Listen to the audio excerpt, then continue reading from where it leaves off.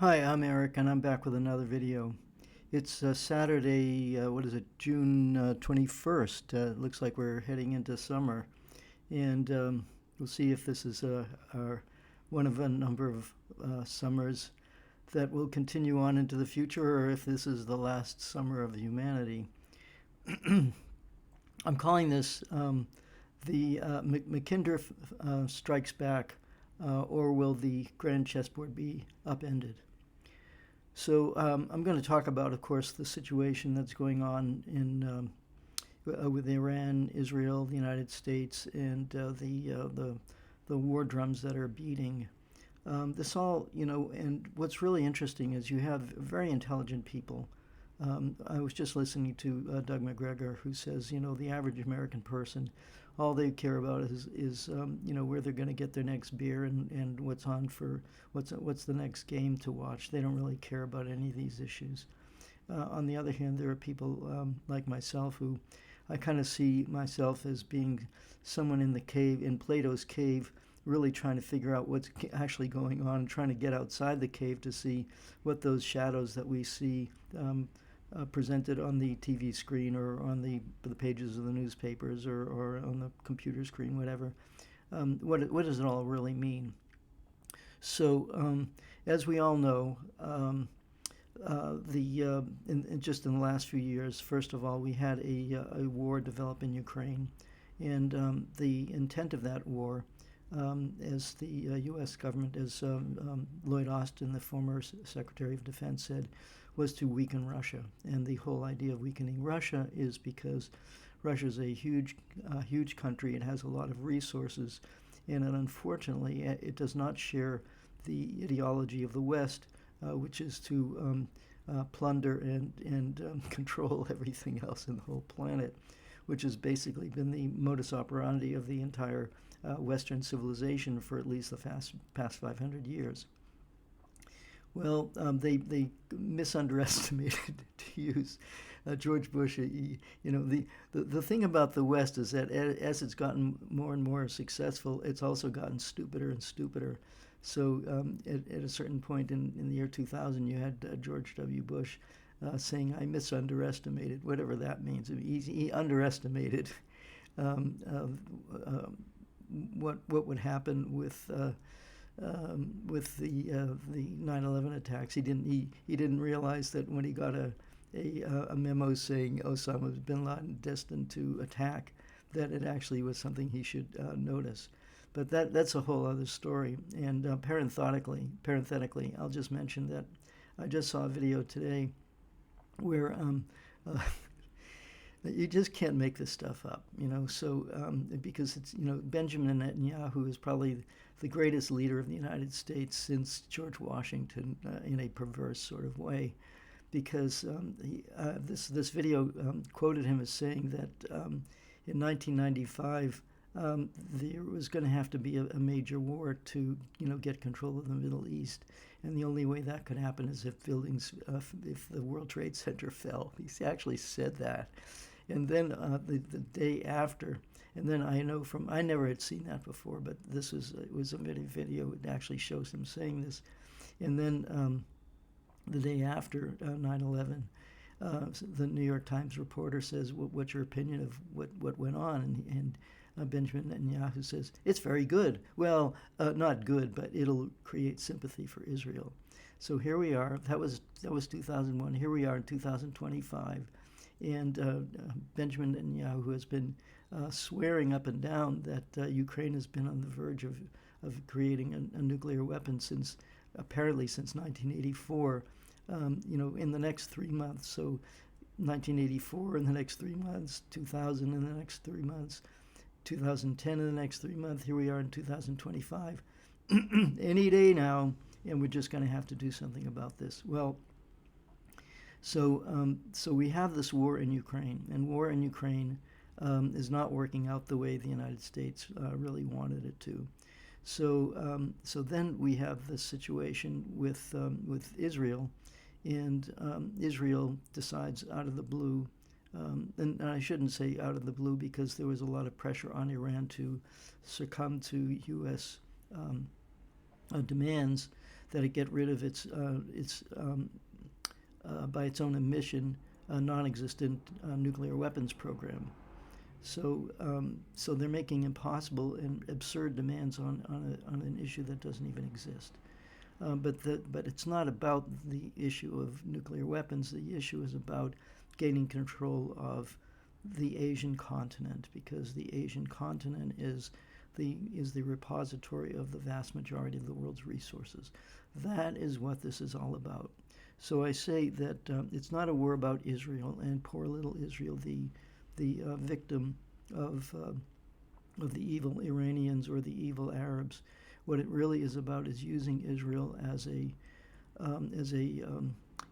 the question is, people say the United States is controlled by Israel, and on the other hand, some people say, like Joe Biden said, if Israel didn't exist, we would have to create it. Well, actually, we did create it, because in 1917, of course, Lord Balfour sent a letter to Lord Rothschild. All these lords, we really need these lords helping us to decide how the planet's fate is going to be determined. And he said, yeah, we really need to have a homeland for the Jewish people, the poor Jewish people.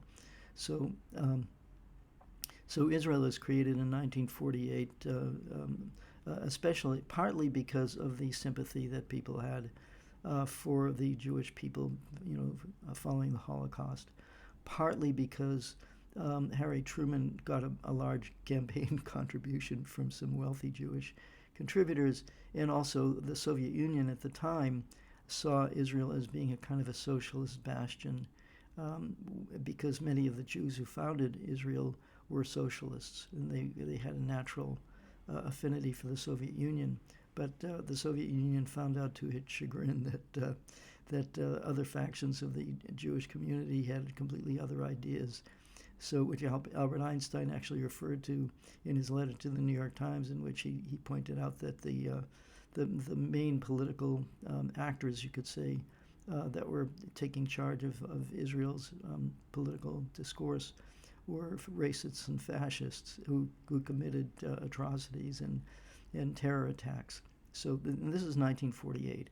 So anybody who tells me that whatever happened in 2023, happened out of the blue, it's ridiculous.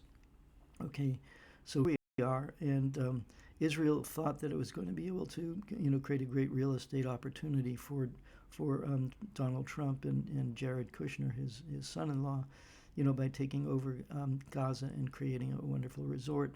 It's becoming more complicated and more difficult than they thought it was going to be. But you see, and also Ukraine isn't working out. So the empire is always there, like jostling, looking around. What can we do to screw things up in order to get control and get more money and get, just create more problems for other people, which we will benefit from. So that is essentially what happened after this. And of course, it's my theory. I'm only inside Plato's cave, so you can say whatever you want. But it looks to me like as the campaign in Gaza has stalled, and on the other hand, there have been successes in Syria, so-called successes for the empire, by destroying Syria and practically destroying Lebanon. There was this opening where the main issue here is not about Israel. It's not about the weapons of mass destruction, or about Iran's nuclear weapons, or even Iran's nuclear program at all. What it is about is control of Asia. And there are two key transport corridors where Iran is at the center of these corridors. There's a northwest corridor running from the Russian Federation down south through the Central Asian republics and into Ukraine, and then down to the Indian Ocean.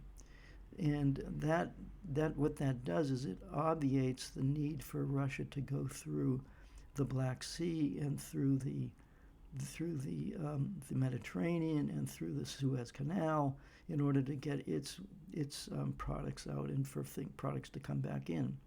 So this new transportation corridor, this north-south corridor, means that the Suez Canal is no longer a pivot point. And the other aspect is the east-west corridor, because you see the Strait of Malacca, which is a very small strait in Malaysia, through which a huge amount of traffic, naval traffic, ocean traffic, passes through. If the United States can block that and as a result create an effective blockade of China. So what China is doing is they are creating this east-west corridor, which will pass all the way through by train through Central Asia into Iran and then on into Western Europe and into Russia and all over Asia. But you see, and then there's one other aspect of it, which is that Iran controls the Strait of Hormuz, which is where something like 20% of the world's oil flows. So, and Iran has said, if you guys don't, mess around with us too much, we'll just shut down the Strait of Hormuz, and you're gonna, your economies are gonna see, drastic rises in oil prices, and everything's going to create a complete mess. So don't mess with us, or we'll create a mess for you. So what they're trying to do, what the Americans are trying to do, using the pretext of Israel, defending Israel and protecting the world from Iran's nuclear weapons, which they've always said they don't want to do. That is the goal, is to get control of Iran, which lies. If you look at a map of all of Asia, from East Asia, that is from like Korea and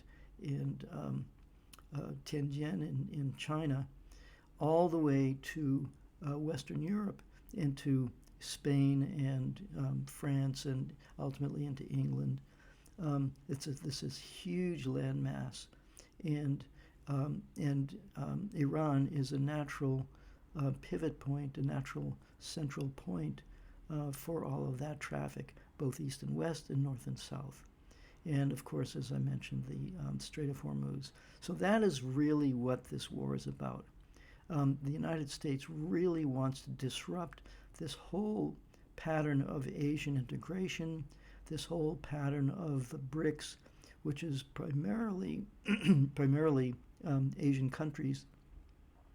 And the United States really needs to disrupt that in order to maintain this 500-year hegemony that the West has had over the rest of the world. That is what this is about. Okay, so then the next question is, Israel, thought that it would create this kind of knockout blow against Iran early, I guess, on June 13th. So they had very good intelligence, and they assassinated a number of very important leaders of Iran, military and military leaders and nuclear scientists, and they hoped to basically destabilize Iran to such an extent that it would essentially fall apart. So, but it turns out that Iran was far more resilient than they had expected. So as a result, after experiencing this initial shock from Israel, Iran started fighting back, and now Israel itself has suffered extreme losses. So from what I'm hearing, the Houthis had wiped out Israel's southern port of Eilat, and Iran has wiped out the main northern port of Haifa, and that leaves one more port, I think it's Ashdod, but which doesn't have the capacity that these other two ports had. So Israel is in effect under a partial blockade. One of the issues that I've been wondering about is that I hear a lot of transport planes flying into Israel. And we know that Ben Gurion Airport, which is a civilian airport, is pretty much shut down. And we also hear that there are very difficult if not impossible, to get flights out of Israel or into Israel if you're a civilian. And the Israeli government, as I've noted, is telling its citizens that you can't even get out, even if you want to get out. So they basically created Israel as a prison for its whole population. And while it's true that some countries, China, Russia, and other countries, are trying to get their nationals, their citizens, out of Israel, it's not easy. But so the question is, what is going to happen next? As I say, there are very, very intelligent people who have a lot of military experience and journalistic experience and academic experience who talk about these things. And you could say, well, they're smart, so they must know, except that they don't agree. So I'm here in the middle listening to all these people and trying to make sense of it. So that's what I'm doing for you. So on the one hand, you have people like John Mersheimer, who's been the head of the realist school of diplomacy, of statecraft in the United States, saying it would be crazy for the United States to attack Iran, because Iran is a much more powerful country than Syria is, of course, or even Yemen, which seems to have kind of beaten off attacks by the United States Navy against it. So if we can't defeat Yemen, how are we going to defeat a country like Iran? And on the other hand, I was reading a post by Seymour Hersh, and he's an extremely well-placed journalist. He's been around for, I don't know, maybe 50 years or something. And what he says is that they are definitely planning an attack, and they have enormous resources. They're moving, and this is just a matter of open source, aircraft carriers, strategic bombers, all these kinds of military assets that are being moved into position for a massive attack on Iran. And one person pointed out that Trump had also sent an aircraft carrier to North Korea and had made all kinds of threats, like Donald Trump has done. He says, you must surrender unconditionally. Well, wait a second. We haven't even declared war on Iran. And I actually just wrote a letter to my congressman in California, and I said, I think, on the one hand, I seem to recall in World War II, Japan and Germany had to sign unconditional surrender terms. However, there was a state of war that was going on between the United States and Germany and the United States and Japan. And those were actual congressional resolutions that said, yes, we declare war on Japan and Germany, but we have not declared war. All we've done is issued threats to Iran. So, and engaged in lots of psychological manipulation. Yeah, sign up for this treaty and everything will be fine, and we'll get rid of the sanctions and it'll be great. And next thing, we're going to crush you, and people in Tehran, you better leave the city. So how are 10 to 15 million people going to leave a city, in a day? So there's a lot of psychological manipulation going on. So and anybody who thinks that the manipulation is going on against just Iran, well, guess what? It's going on against us. We are being massively psyoped on a continual basis. That's what the media is. That's their purpose, is to hypnotize and psyop us with their much of it is lies or distortions or whatever it is. Okay, so we don't really know what is going to happen. It could be that Trump will stage a sort of a peremptory attack, drop a few bombs, say, okay, we got him, and now it's done. And so that would be the easy way out. On the other hand, he may decide to just suddenly declare that there's been a breakthrough in the in the negotiations, and there's no need to attack Iran at all. And then the third possibility, which is what Seymour Hersh is saying and what Douglas MacGregor has been saying, is that no, they're really going to go for the throat. They really need to get Iran and its government out of there. They need a West-friendly government to come back into power. And of course, there have been reports, we're seeing pictures of the son of the Shah, and he says, I'm going to come back and it's all going to be great. And any Iranian who knows what went on between 1953, after the United States overthrew the democratically elected government, in 1979, when the United States, with a CIA and MI6 coup, overthrew that democratically elected government and installed the Shah with his Savak, terror organization, which was terrorizing anybody who opposed this completely, puppet regime of the West. This is what can I say? The Iranian people are really going to accept this guy back with open arms, and yet they're trotting this guy out. It's ridiculous. Okay, so I've talked about so the question is whether Israel is the master or the pawn here, and what I would like to say is that the relationship with Israel and the West is it's basically a dysfunctional, mutually abusive marriage, where both partners need each other and try to control each other. And the question is, who is controlling whom and who is using whom? People go back and forth about this issue. But for me, I don't really think it's not really relevant. The reality is that Israel is acting in a way that furthers the hegemonic impulses of the U.S. empire, the Western empire. So we can say, oh, they dragged us into the war. Well, no. The larger picture here is the MacKinder picture, or the Brzezinski picture. Zbigniew Brzezinski wrote this book called The Grand Chessboard, and the Grand Chessboard is Asia, and who is going to control Asia controls the world. So this is a theme that's been going through the Western discussion for literally at least a couple of hundred years, and de facto for 500 years. So the issue of whether Israel is a pawn or a puppet master is not relevant to me. So I just wanted to point that out.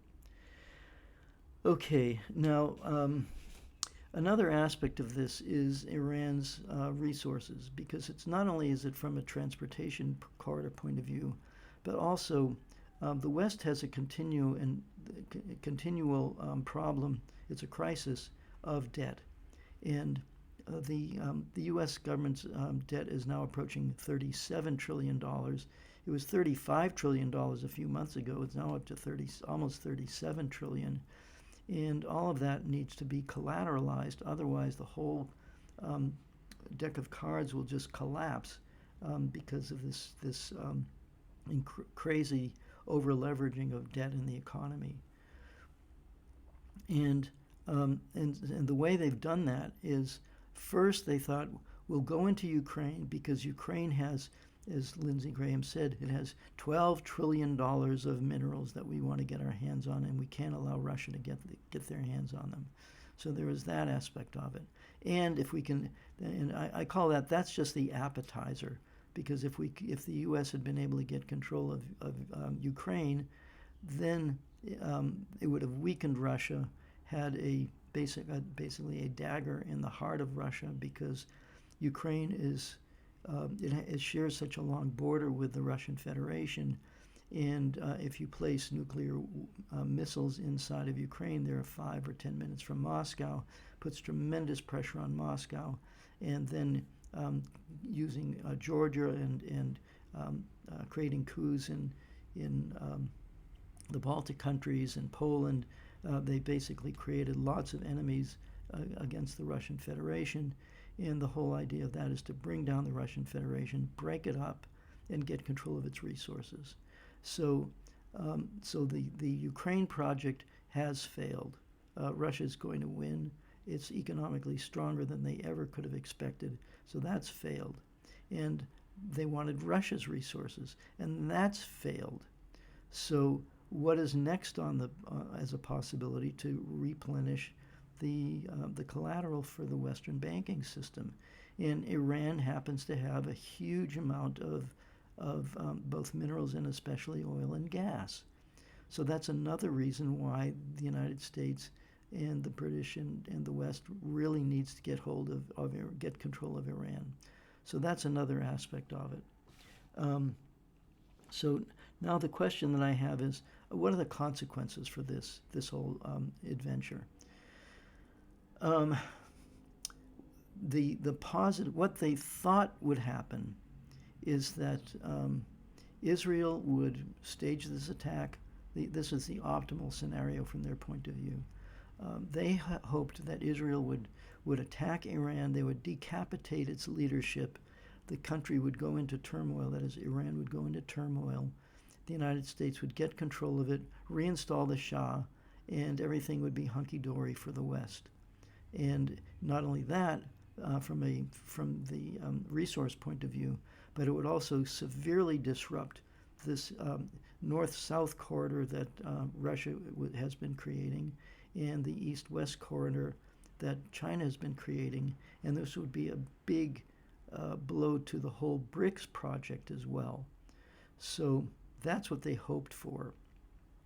And it looks to me like it's increasingly unlikely that's going to happen. First of all, the consequence for Israel in all this has been that the myth of Israeli superiority has been completely crushed, and thousands and thousands of Israelis are trying to get out of the country, and also the myth of I think the kind of white supremacist attitude that Israelis have is my guess is that it's being humbled. They realize, well, maybe we're not so good as we thought we were.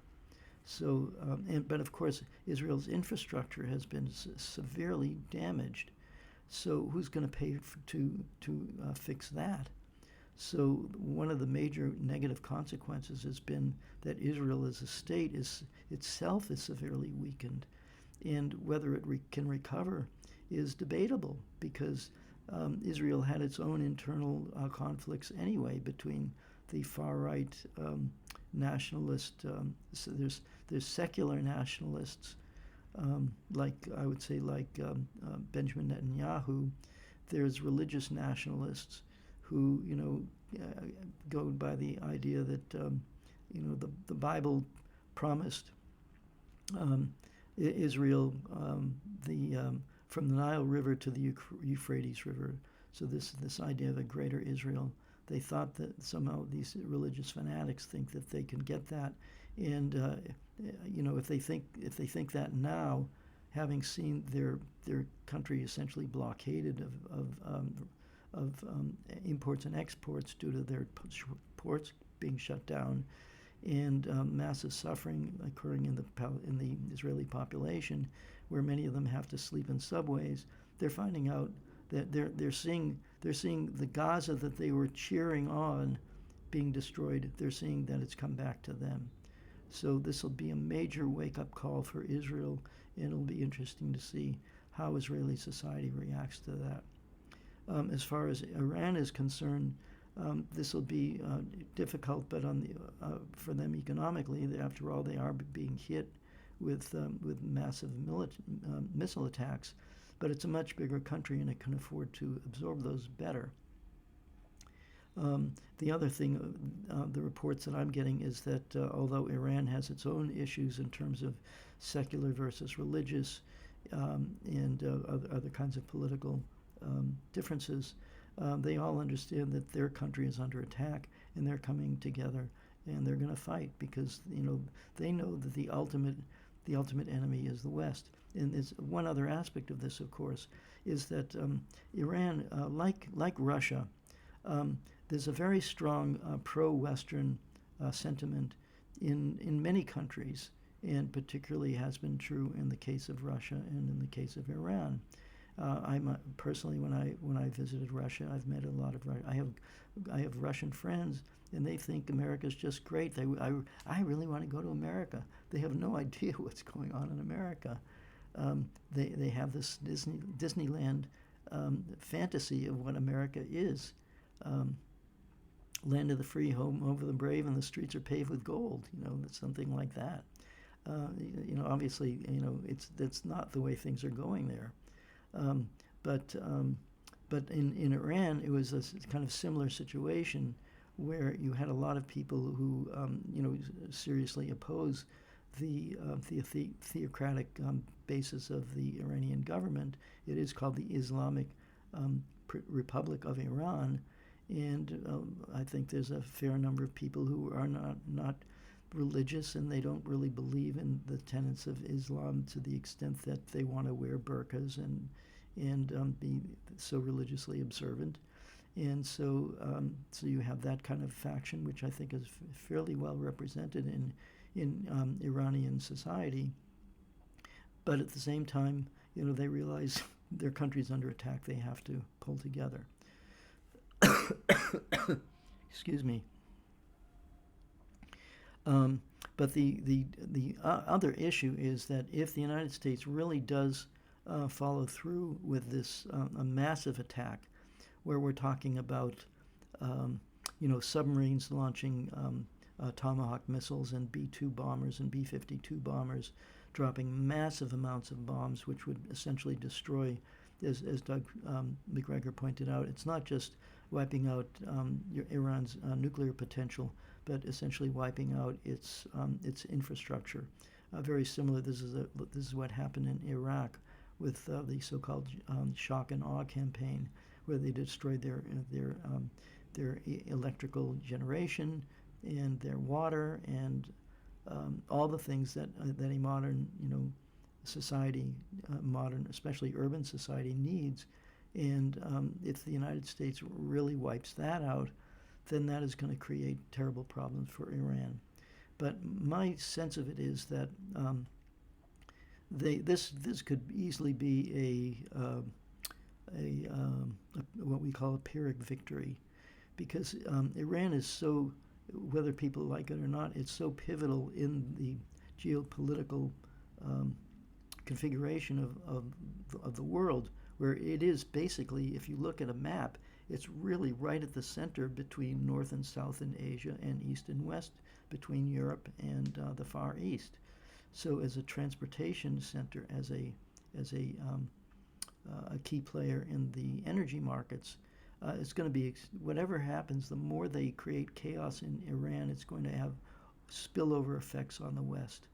And so there's a lot of talk about oil prices going up to $100 a barrel or more. So that is a distinct possibility. These people are, they're desperate. I'm talking about the people who control the United States, who are making these decisions. After all, Netanyahu can say, "Oh, we're losing. Please help us." But the reality is that Israel was acting as a cat's paw. The United States has been trying to get control of Iran since 1953, and they were successful then.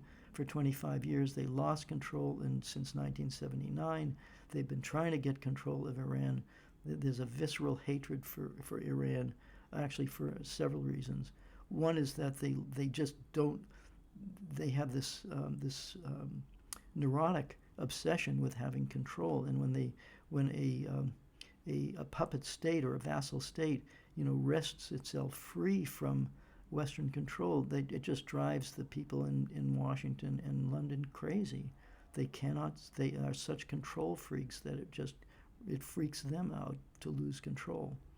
So that's it's a psychological problem, actually, for the people who run the West. But as I say, the economic consequences are going to be, in my opinion, far-reaching, and it's going to be we're really going to be hurting pretty soon. And so the question is, what happens if Israel and the United States lose? Because that's really what this all boils down to. The whole BRICS project was about creating a counterpoint to Western hegemony, essentially.